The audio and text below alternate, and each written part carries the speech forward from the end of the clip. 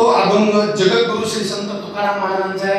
आणि मला असं वाटतंय सेवेसाठी निवडलेला अभंग इथे बसलेल्यापैकी कुणाचा पाठ नाही असं तर नसेल. कधी कधी असं होतं कीर्तनासाठी घेतलेला अभंग फक्त कीर्तनकाराच्या पाठ असतो, टाळकऱ्याच्या वादकाच्या गायकाच्या पाठ नसतो. कधी कधी कीर्तनासाठी घेतलेला अभंग फक्त कीर्तनकाराच्या पाठ असतो, टाळकऱ्याच्या पाठ असतो, पखवाज वादकाच्या पण पाठ नसतो. बरोबर आहे.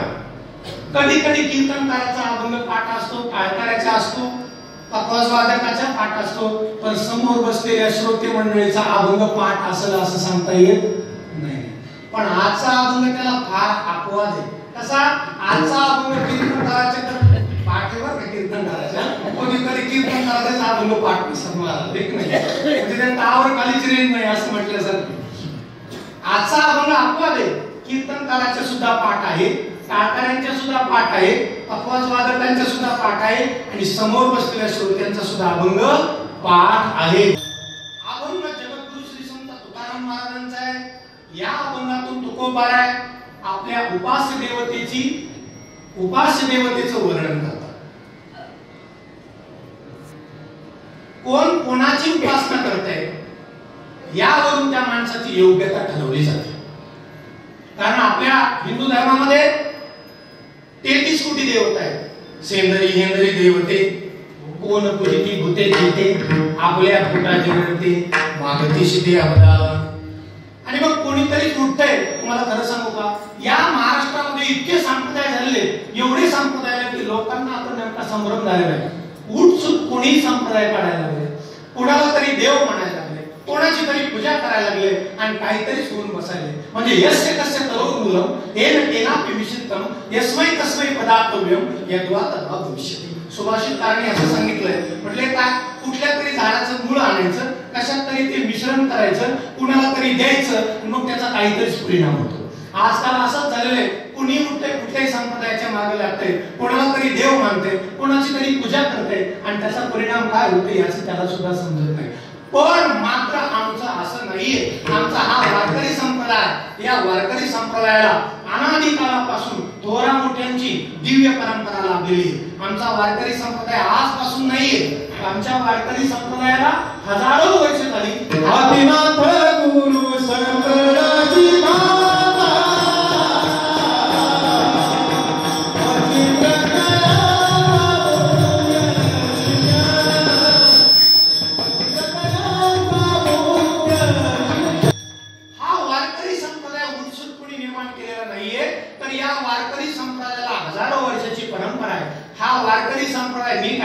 हा वारकरी संप्रदाय वेद बोधित आहे. हा वारकरी संप्रदाय वेद प्रणीत आहे. हा वारकरी संप्रदाय वेद संमत आहे. या वारकरी संप्रदाय वेदानं मान्य केलेला आहे. आमचे ग्रंथ वारकरी वेदाला मान्य आहे. आमचा संत वेदाला मान्य आहे. आमचा ईश्वर, आमचा देव, आमचा भगवंत हा सुद्धा वेदाला मान्य आहे. म्हणून आमचा तुम्हाला सांगू का, वेदाने ज्याला ईश्वर समजलेला आहे तोच आमचा प्रभू रामचंद्र आहे. वेदाने ज्याला ईश्वर समजलेला आहे तोच आमचा भगवान श्रीकृष्ण आहे. वेदाने ज्याला ईश्वर समजलेला आहे तोच आमचा पंढरपूरचा पांडुरंग परमात्मा आहे. तोच आमचा पंढरपूरचा श्री विठ्ठल आहे. जगद्गुरु तुकोबाराय म्हणतात, तो पंढरपूरचा पांडुरंग परमात्मा माझी उपास्य देवता आहे आणि त्या उपास्य देवतेचं मी भजन करतो, पूजन करतो. तुकोबाराय पांडुरंग परमात्म्याच्या दरबारामध्ये गेले.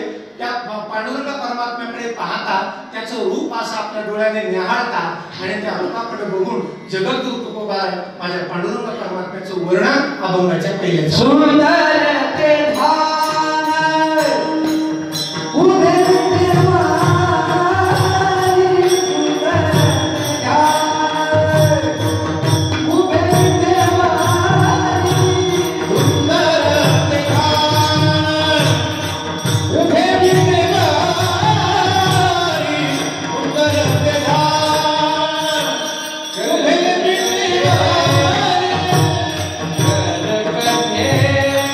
Bye.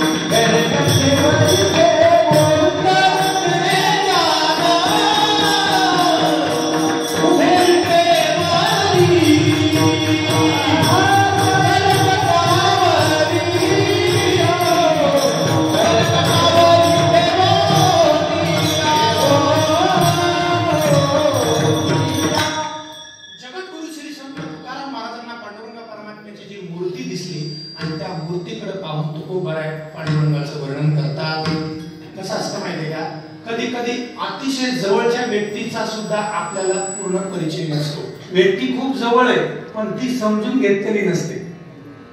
ज्यावेळेस ती व्यक्ती आपल्या फार दूर जाते ना त्यावेळेस कळतं त्या व्यक्तीचं महत्व. तसा हा अभंग इतका आपल्या जवळचा असलेला आहे, इतका जवळचा अभंग आहे आपल्या की या अभंगाच्या अर्थाकडे आपण कधी लक्ष दिलेलं नाही. हा अभंग म्हणतोय, पाठ आहे, कोणाचा पाठ केलेला आहे, कोणी कान पाठ झालेला आहे, परंतु या अभंगाचं तसं तर बघितलं तर या अभंगामध्ये विठ्ठलाचा वी सुद्धा तुकाराम महाराजांनी उच्चार केलेला नाही. या अभंगामध्ये पांडुरंगाचा प सुद्धा आलेला नाही. पण या अभंगामध्ये विठ्ठलाशिवाय दुसरं वर्णन आहे का? विठ्ठलाचं नाव या अभंगामध्ये सुंदर ध्यान उभे विटेवरी करकटेवरी ठेवून या तुळशी हार गळा आशे पितांबर आवडी निरंतर हे ध्यान मकर कुंडले गणपती श्रवणी कंठी कौस्तुभमणी विराजित तुका म्हणे माझे हेची सर्व सुख पाहि कसे मुख. आहे का विठ्ठलाचं नाव, पांडुरंगाचं नाव? जरी याच्यामध्ये विठ्ठलाचं नाव पांडुरंगाचं नाव नसलं तरी सुद्धा मात्र हा अभंग पांडुरंगाचंच वर्णन करणार आहे हे लहानातल्या लहान मुलाला सुद्धा माहिती आहे. विठ्ठल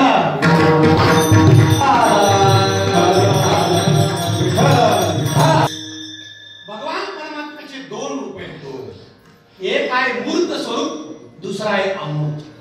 वेवा व ब्रह्मणो रूपम मूर्तम चैवा मूर्तम. डोळ्याने जे दिसतं त्याला मूर्त रूप म्हणायचं आणि डोळ्याने जे दिसत नाही त्याला अमूर्त म्हणायचं. डोळ्याने दिसतं त्याला दृष्टी गोचर म्हणतात, डोळ्याने जे दिसत नाही त्याला दृष्टी अगोचर म्हणतात. शास्त्राच्या भाषेमध्ये जर खोल जायचं म्हटलं थोडंसं तर याला तटस्थ लक्षण आणि स्वरूप लक्षण म्हणतात. गोविंद महाराज बरं का. तटस्थ लक्षण म्हणजे काय? जे लक्षाच्या ठिकाणी कधी असतं आणि कधी नसतं त्याला तटस्थ लक्षण म्हणतात, आणि जे लक्षाच्या ठिकाणी कायमस्वरूपी टिकून असतं त्याला स्वरूप लक्षण असं म्हणतात. महाराज तुम्ही काय बोलले परत एकदा सांगा बरं. तटस्थ लक्षण म्हणजे काय? जे लक्षाच्या ठिकाणी कधी असतं आणि कधी नसतं. इथं विचारलं का हो दत्तू शेठ बोर्डे यांचं घर कुठे? लांबूनच एका व्यक्तीने सांगितलं ते 2-3 घरं दिसतात, त्या ज्या घरावर कावळा बसलेला आहे ते दत्तू शेठ मोरड्यांचं घर. तिथपर्यंत जाऊस तर त्या घरावरचा कावळा उठला आणि दुसऱ्या घरावर जाऊन बसला, आणि दुसऱ्या घरावर दिसला तो कावळा, अहो दत्तू शेठ आहेत का? म्हणजे हे नाही दत्तू शेठचं घर. मग म्हणजे ज्या घरावर कावळा बसला ते घर कुणाचं आहे? दत्तू शेठ मोरड्यांचं. मग हे घर इथं जर कावळा आहे पुन्हा तिथून कावळा उडाला दुसऱ्या घरावर बसला, म्हणजे कावळा हा एक देशी कधी राहत नाही. म्हणजे असं फिक्स नाही.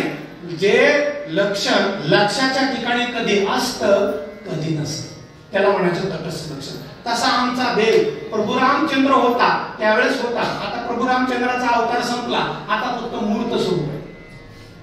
कृष्ण अवतार झाला, कृष्ण अवतारात होता, कावळा उडाला. त्याच्यानंतर तोच भगवान परमात्मा आता पांडुरंग परमात्म्याच्या स्वरूपात आपल्याला आज पाहायला मिळतोय. म्हणजे हे सगळे देवाचे सगुण साकार रूप आहे, याला तटस्थ लक्षण म्हणतात. परंतु देवाचं दुसरं एक रूप आहे त्याला म्हटलं जातं स्वरूप लक्षण, जे सच्चित आनंद स्वरूप आहे, ज्याच्यामध्ये कधीही बदल होत नाही असं जे देवाचं स्वरूप आहे, जे या चर्मचक्षुनी दिसल्यास बघता येत नाही, त्या देवाला पाहण्याकरता ज्ञानचक्षुची गरज आहे. आणि म्हणून त्याला पाहण्याकरता जगद्गुरु तुकोबारा त्याचं निर्गुण स्वरूप म्हणतात. का देव एक आहे पण रूप किती आहेत? 2 आहे. देव एक ओठी 2 गोठी, 2 ओठी 1 गोठी. ओठ किती आहेत? 2. पण शब्द किती निघतो? 1. 2 डोळा 1 देठी. डोळे किती आहेत? 2. दिसतं किती? 1. असं आहे का? म्हणजे एक डोळा बंद केला आणि मग एक सूर्य दिसला. जर एक डोळा बंद केल्यानंतर बाळा इकडे बघ माझ्याकडे, एक डोळा बंद केल्यानंतर एक सूर्य दिसतो, तर 2 डोळे उघडल्यानंतर किती सूर्य दिसायला पाहिजे?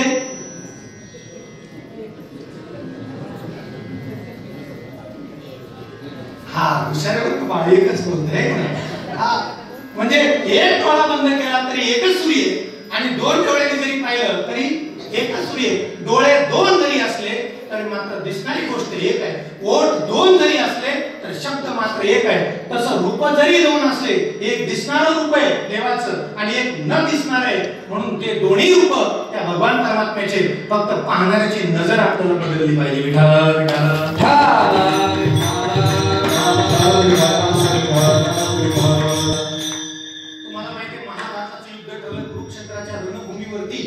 भगवान श्रीकृष्ण परमात्म्याने अर्जुनाला विश्वरूप दाखवलं होतं.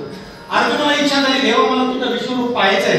द्रष्टुमिच्छामि ते रूपमैश्वरं पुरुषोत्तम, मला तुझं विश्वरूप पाहायचंय. भगवान परमात्मा म्हणाले ठीक आहे. भगवान परमात्म्याने अर्जुनाला विश्वरूप दाखवायला सुरुवात केली. दिव्यं ददामि ते चक्षु पश्चिमे पार्थ रूपाणि शतशो सहस्रशः नानाविधानि दिव्यानि नानावर्णाकृतीनि च. हे पार्था, हे अर्जुना, हे माझे नाना प्रकारचे रूप बघ, हे माझ्या नाना प्रकारचे रंग बघ. हे सगळं अर्जुन म्हणतो, देव मला बघ म्हणतोय, मग मला ह्या डोळ्याने का दिसत नाही?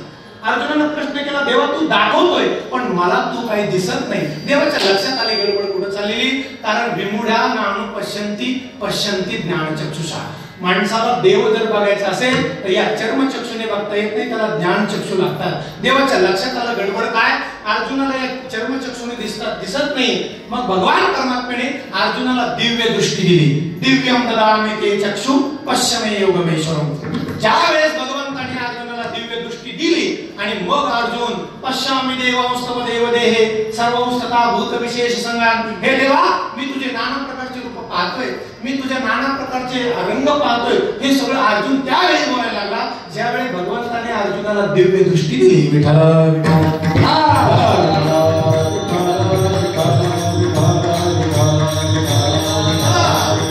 या डोळ्याच्या पलीकडे सुद्धा जे पाहिलं जातं त्याला ज्ञान दृष्टी म्हणतात, त्याला ज्ञान चक्षु म्हणतात, त्याला प्रज्ञा चक्षु म्हणतात. बरोबर आहे ना? अंधारा जरी असला तरी त्याला डोळ्यानं जरी दिसत नसलं तरी सुद्धा त्याला काही गोष्टी ज्ञान असतात. ते कशाच्या जोरावर? ज्ञानाच्या जोरावर असतात. मला सांगू का, महाभारताच्या युद्धामध्ये धृतराष्ट्र आपला मुलगा दुर्योधन सतत याचं ऐकत होता. दुर्योधन नेहमी पांडवांना मारण्यासाठी नाना प्रकारचे षडयंत्र रचत होता. पांडवांवरती सारखा अन्याय होत होता आणि ही गोष्ट काही बरोबर नाही. हे जर असं सतत चालू राहिलं तर या कुरुवंशाचा नाश लवकरात लवकर झाल्याशिवाय राहणार नाही. हे कुठेतरी थांबवलं पाहिजे. म्हणून विदुर काका एकदा धृतराष्ट्राला समजवण्याकरता त्याच्याकडे गेले. दादा, तू माझा मोठा भाऊ आहे, तुझा मुलगा फार अन्यायाने वागतोय, पांडवांवरती अन्याय चाललेला आहे, तू त्याला समजून सांग. हे काय बरोबर नाही. बऱ्याच गोष्टी समजून सांगितल्या तरी सुद्धा धृतराष्ट्र एकही शब्द बोलायला तयार नाही, गप्प आहे. ज्या अर्थी धृतराष्ट्र एक शब्द सुद्धा बोलत नाही त्या अर्थी आपलं पोरग जे काय करतंय ते त्याला मान्य आहे. काय त्याला मान्य आहे? विदुर काकांनी समजून घेतलं की आता आपल्याला यांना काही सांगण्याचा अर्थ नाहीये. विदुर काका विचार करतायत की हा जो धृतराष्ट्र आहे आजपर्यंत मी याला फक्त बाहेरच्या डोळ्याने अंधारा समजत होतो. काय यदा तू राजा सुस्तान साधून कृष्णन धर्मेण विनष्ट दृष्टी. मला असं वाटत होतं की हा धृतराष्ट्र फक्त बाहेरच्या डोळ्याने अंधारा आहे. पण धातु यविष्टस्य सुतान विबंधून प्रवेश राक्षा भवने ददा. भागवतामध्ये वर्णन केले की खरोखर याचे वरचे डोळे वरच्या दृष्टीने तर हा अंधारा आहेच आहे, पण आज खऱ्या अर्थाने आतून सुद्धा हा अंधारा झालेला आहे. ऐकून सुद्धा न ऐकल्यासारखं करतोय, याला कळून सुद्धा न कळल्यासारखं करतोय. याला ज्याचं पोरग जसं वागतंय तसंच याला करावं असं वाटतंय. याचा अर्थ असा आहे हा आता आतून सुद्धा अंधारा झालाय. कारण रूपाचा सुजाणू डोळा. डोळ्याचा विषय काय आहे? रूप पाहणे. डोळ्याचा विषय काय आहे? रूप पाहणे. आणि म्हणून तुम्हाला सांगू का, आता आंधळ्याला दिसत नाही ही गोष्ट ठीक आहे, पण आजकाल डुप्लिकेट आंधळे सुद्धा भरपूर झाले बरं का, हे की नाही? आजकाल डुप्लिकेट आंधळे सुद्धा भरपूर झाले. मंदिरासमोर एक आंधळा बसला होता. आंधळ्याला पैसा द्या. त्याच्या हातामध्ये 10 रुपयाची नोट टाकली. 10 रुपयाची नोट टाकल्यानंतर तो म्हणला, ओ महाराज, ही खोटी नोट आहे. काय म्हटला? ही नोट खोटी आहे. त्याला विचारलं, बाबा तू आंधळास, तुला कसं कळलं ही खोटी नोट आहे म्हणून? त्यानं सांगितलं, महाराज मी खरा आंधळा नाही, मी बदलीवर आलोय. मी बदलीवर आलो. बाबा तू बदलीवर आला ठीक आहे, मग खरा आंधळा कुठे? त्यानं सांगितलं, तो गेला पिक्चर पाहायला. आजकाल सगळे आंधळे असेच झाले. फार अवघड आहे. एक भिकारी पैसे मागत होता. थोडंसं आता थोडं फवारणी केली पाहिजे. एक भिकारी पैसे मागत होता, 50 रुपये द्या मला मोबाईलला रिचार्ज. आता भिकारी सुद्धा मॉडिफाय झालेले मला. भिकारी सुट्टे नसले तर स्कॅनर घेऊन तयार आहे, सगळं रेडी त्यांच्याकडे. 50 रुपये द्या मला मोबाईलला रिचार्ज मारायचे, 50 रुपये द्या. कुतूहलाने विचारलं, का रे तू भिकारी आहेस, तुला मोबाईलला रिचार्ज मारून बोलायचे कोणाला? पण त्याने खरं सांगितलं बरं का.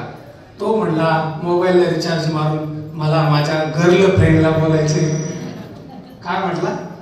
माझ्या गर्ल फ्रेंडला. भिकारीस आणि गर्ल फ्रेंड बनवलीस, भिकारी आहेस आणि गर्ल फ्रेंड बनवलीस. तुम्हाला महाराज मी गर्ल फ्रेंड नाही बनवली, तिनं मला भिकारी बनवलंय. आजकाल आंधळे आणि भिकारी सुद्धा डुप्लिकेट आहेत बरं का. त्यांना खरा आंधळा ज्याला काही दिसत नाही. एक आंधळा मंदिरामध्ये दर्शनाला गेला, त्याला एका डोळस पुस्तकाने विचारलं, का रे बाबा तुला दिसत नाही? म्हणलं नाही दिसत. मग तुला जर देव दिसत नाही तर मंदिरात कशाला आला? तुला देव दिसत नाही मंदिरात आला कशाला? त्या आंधळ्याने फार सुंदर उत्तर दिलं. अरे म्हणला मी या मंदिरामध्ये देवाला बघावं यासाठी येत नाही, मी देवाला बघावं यासाठी मंदिरात येत नाही, तर मला देवाला पाहावं म्हणून मी मंदिरात येतोय. म्हणून माणसाची दृष्टी नाही तर माणसाचा दृष्टिकोन बदलला पाहिजे. पुराणामध्ये फार सुंदर उदाहरण आहे बरं का. राजा जनकाच्या दरबारामध्ये विद्वान पंडितांची सभा भरत होती, शास्त्रार्थाची चर्चा चालत होती.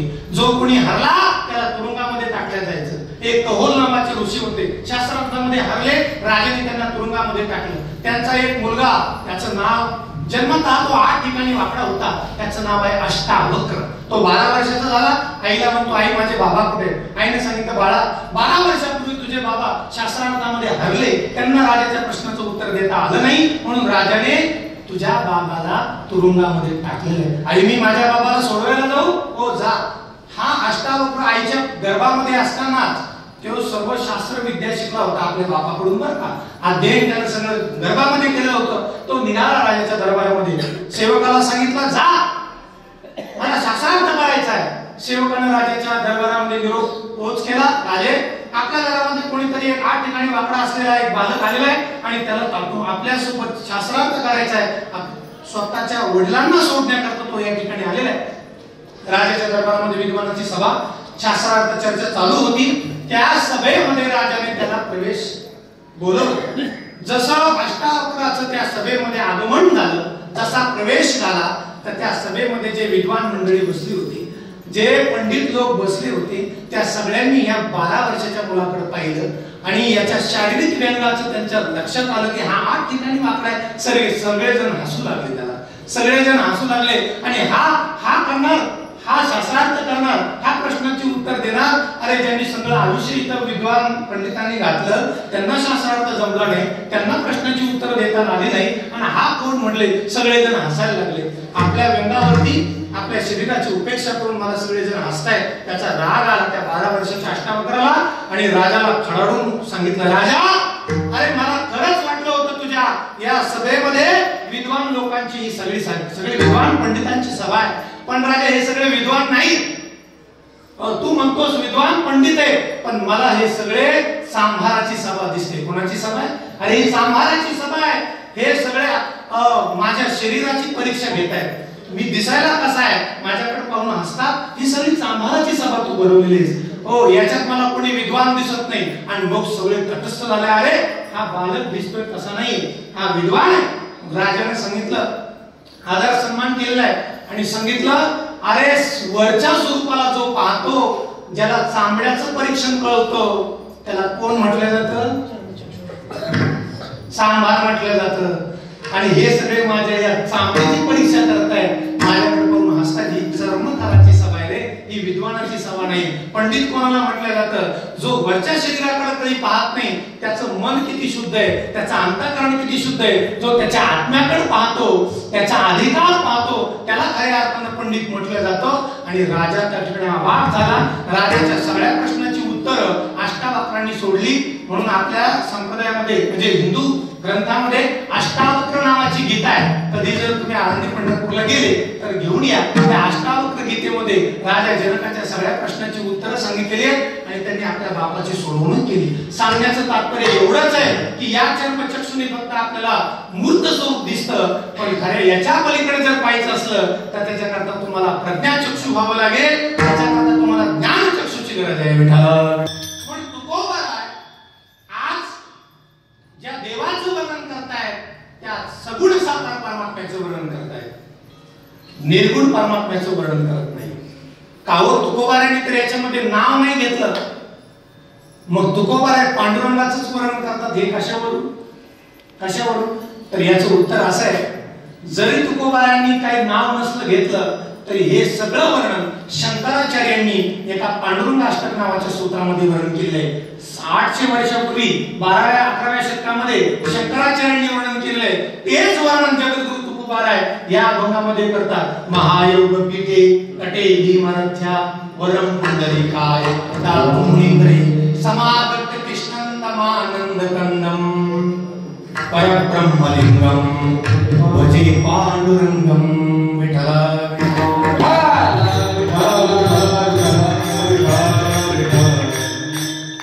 वारकरी संप्रदायामध्ये भगवान परमात्म्याचे सगुण साकार 10 अवतार म्हणलेले ध्यानात घ्या. मच्छ कच्छ वराह, राम परशुराम नृसिंह, कृष्ण भगवंताचा अवतार, वामन अवतार, 8वा अवतार भगवंताचा झालेला आहे आणि 9वा जो अवतार आहे, नीट लक्षात ठेवा. आपण सगळे वारकरी संप्रदायाचे पाहिजे, ही गोष्ट आपल्याला माहिती पाहिजे.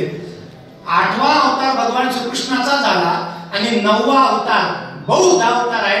तोच बौद्ध अवतार म्हणजे पंढरीचा पांडुरंग परमात्मा आहे. आणि म्हणून तुकोबाराय त्या पंढरीच्या पांडुरंग परमात्म्यासमोर उभा राहता आणि त्याच्याकडे पाहून त्याच्या सगुण साकार स्वरूपाचं जगद्गुरु तुकोबाराय अभंगाच्या पहिल्या चरणामध्ये वर्णन करतात. सुंदर ते भान उभे विटेवरी, सुंदर ते भान उभे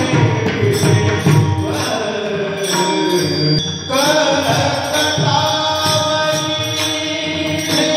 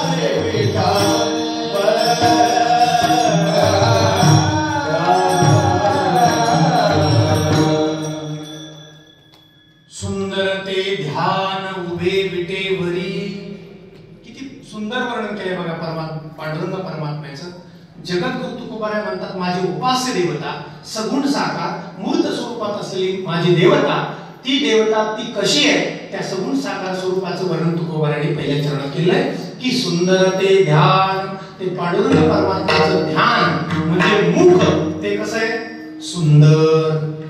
सुंदर म्हणजे कसं ब्युटिफुल, बरोबर, नाईस, सुंदर. किती सुंदर आहे, राजस सुकुमार. वेळ कमी त्याच्यामुळे थोडंसं आपण आहे ना राहिले आता फक्त लिस्ट नाही, मला वेळ अभावी आपण थोडस पुढे जातोय. सुंदर आहे तो, मुळातच सुंदर आहे. महाराज तो तर काळा आहे. कसा आहे पांडुरंग, बघितला कधी पंढरपूरला जाऊ, कसा आहे, काळा आहे. तुम्ही तर त्याला सुंदर म्हणता, कसं काय असं? सुंदरता ही गुणावर अवलंबून असते, रूपावर अवलंबून असते, बरोबर आहे ना? कशात आहे सुंदरता? गुणामध्ये आहे का रूपामध्ये आहे? गुणामध्ये सुंदरता आहे. मुलगी आपण रूप पाहून करतो का गुण पाहून करतो? खरं सांगा. हा अगदी तंतोतंत जुळलं पाहिजे महाराज बायोडेटा. 5.5 म्हणजे 5.5, 2 इंच इकडे तिकडे नाही झालं पाहिजे. मुलगी पसंत कशी केली जाते? रूपावरून. दिसायला गोरी पाहिजे, नाकी डोळी सरळ पाहिजे, उंचीला भरपूर पाहिजे, जास्त जाड नको, सगळ्या गोष्टी रूपावरून. रूप पाहून पोरगी केली महाराज, रूप पाहून केली. पण दुसऱ्या तिसऱ्या महिन्यात म्हणजे सांग किती दिवसानं गुण बाहेर पडतात? किती? 2-3 वर्ष नाही का? 2-3 वर्षांनी महाराज आपण का कोणाचा स्वभाव बघतो का? कोणाचे आपलं काय कळतं का? आपण फक्त वरवरचं पाहतो, स्वरूप आहे का नाही? अशा नंतर तक्रारी येतात. म्हणजे आता ती सुंदर वाटत नाही. का वाटत नाही सुंदर? तिचे गुण सुंदर वाटत नाही. रूपाने सुंदर आहे पण गुण चांगले नसल्यामुळे ती आता सुंदर वाटत नाही. तशी सुंदरता ही केवळ रूपावर आधारित नसते. म्हणून भगवान परमात्म्याची सुंदरता गुणावर आहे. म्हणून तो किती त्याचे गुण चांगले आहेत. अहो त्याच्या गुणासारखं बघायचं सांगायचं म्हटलं तर आपल्याला 2-3 कीर्तन करावं लागतं त्या गुणाची. भगवान परमात्म्याचे अनंत गुण आहेत है का नाही? म्हणून त्याला अनंत हे नाव आहे. अहो बकीयं स्तनकालकूटं जिगांसयापाय यजप्यसात् लेवेगतिं धातृचितां तत्वन्यं तं वा दयालुं शरणं व्रजेम. भागवतामध्ये वर्णन केलंय.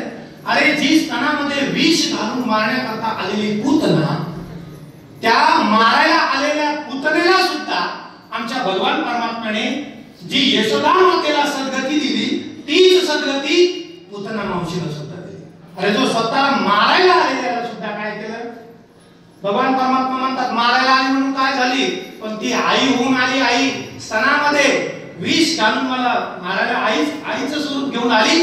म्हणून मी माझ्या यशोदेला जी गती दिली तीच माझ्या पुतनेला सुद्धा मी ती सद्गती देणार आहे. याच्यापेक्षा अजून श्रेष्ठ गुण कोणाकडे असणार आहे? आणि भगवान परमात्म्याच्या गुणाचं फार पूर्ण आहे. म्हणून तुकोबाराय म्हणतात बघा माणसाच्या तोंडातून सहज उद्गार निघतात. का पकवाज वादक कसे? खूप सुंदर हो, खूप सुंदर वादन केलं, खूप सुंदर गायन केलं, खूप सुंदर कीर्तन केलं. सुंदर म्हणजे गुणानं सुंदर आहे भगवान परमात्मा. सुंदर ते ध्यान सुंदरे किम न सुंदरम. आधीच भगवंत सुंदर आहे आणि त्याच्यामध्ये जर सुंदर माणसानं काही करू द्या महाराज तो अजून सुंदर त्याचं सौंदर्य खुलून दिसतं. लहान मुलगा बाळ किती सुंदर असतं. झोपेतून उठलं तरी असं नवचैतन्य घेऊन येतं महाराज. लहान मुलाच्या तुम्ही तोंडाला असा काळा चिपका जरी दिला, काळा असं ओढलं तव्याचं काळ तरी सुद्धा ते उठून दिसतं. कोणाचं सांगतोय मी? लहान मुलाचं. ते चिखलानं जरी भरलं तरी त्याचा असं वाटतं ह्या पोझिशन मध्ये एक फोटो काढला पाहिजे त्याचा. ठीक नाही? आता आपली गोष्ट सोडा महाराज, आपला अर्धा खर्च त्याच्यावर चाललाय. विठ्ठल विठ्ठल. भगवान परमात्मा दिसायला सुंदर आहे. श्रीकृष्णाच्या सौंदर्यापुढे लक्ष्मी भुलूर झाली बेडे, मदन पोटा आला बापुडे, केर कुणीकडे रावरंग. भगवान परमात्म्याच्या सौंदर्यापुढे समुद्र मंथन झालं. देव दानवच त्याच्यामधून 14 रत्न निघाले. त्याच्यामध्ये लक्ष्मी नावाचं हे सुद्धा एक रत्न निघालेलं. लक्ष्मी कौस्तुभ पारिजातक सुरा.